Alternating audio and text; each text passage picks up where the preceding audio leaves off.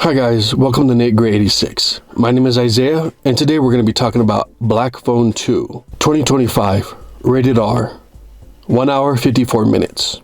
Psychological horror, slasher horror, supernatural horror, horror. I feel like I'm saying horror. As Finn, now 17, struggles with life after his captivity, his sister begins receiving calls in her dreams from the Black Phone and seeing disturbing visions of 3 boys being stalked at a winter camp known as Alpine Lake. Director Scott Derrickson.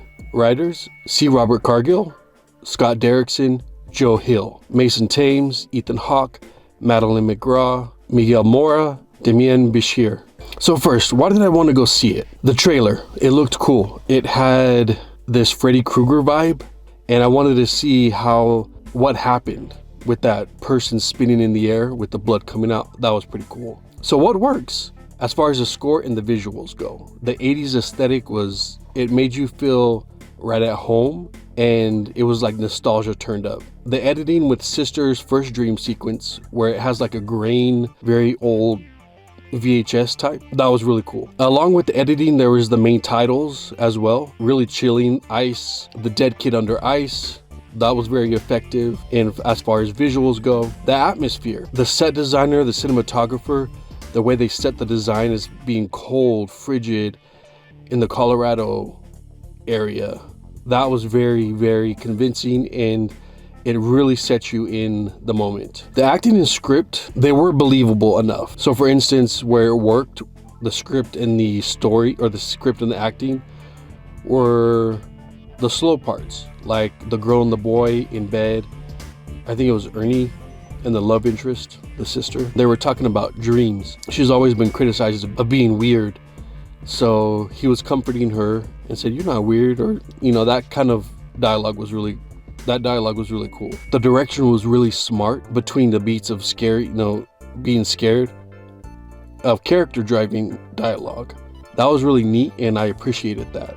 It wasn't as boring as some movies can be. The musical score was brilliant, as far as it was very synthy, very poppy, electronic vibes, and it fit really well. I liked the score a lot. It was panic-inducing in the right moments and very coherent. One of my favorite scenes was the chase scene in the dream. This was kind of later in the movie. It was the girl, she was in the dream, and she was trying to open a door, and she saw like a little crack in the hallway, in the wall. And she goes in there's a door, and she's trying to butt it open because it's not opening. And the grabber, he's chasing her, and he leans down, and he has an axe, and he nicks her. I'm like, oh, that was really cool. That was really effective.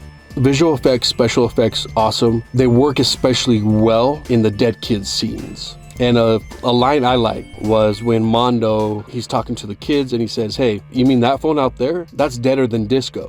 I was like, that's a cool line. Disco's not dead though. How dare you? What doesn't work, the main plot hole, was the perception of power held by the grabber. Like, why not, and this is a pet peeve of probably everyone's, why not kill, if you have all that power in the spirit realm to just kill people in the physical realm, why not just slit their throats? Get it over with. But it's just like, that's a big plot hole, man. And then another thing that does not work are the cheap jump scares. I'm sorry, but that's getting old for us oldies. So given all that, it checks off direction, cinematography, music, script, and I think I give half a point for the acting. It was kind of iffy for the main 2 siblings when they had extreme emotions, when they were yelling or crying or being scared.